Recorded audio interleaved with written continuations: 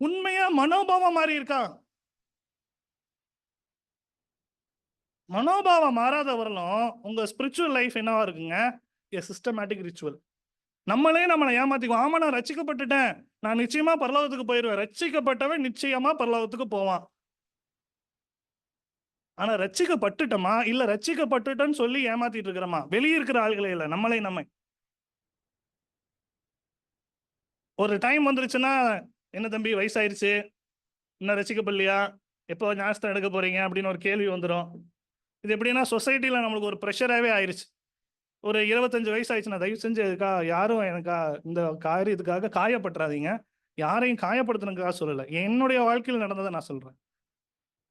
ஒரு 25 வயசு 27 வயசு ஆயிடுச்சுன்னா, என்ன தம்பி வயசாயிருச்சு, எப்போ கல்யாணம் பண்றீங்க அப்படிங்கிற மாதிரி இன்னொரு கேள்வி இருக்குது சபைக்குள்ள. என்னங்க, என்ன தம்பி காலேஜ் எல்லாம் போயிட்ட, எப்போ ஞானஸ்தானம் எடுக்கிற,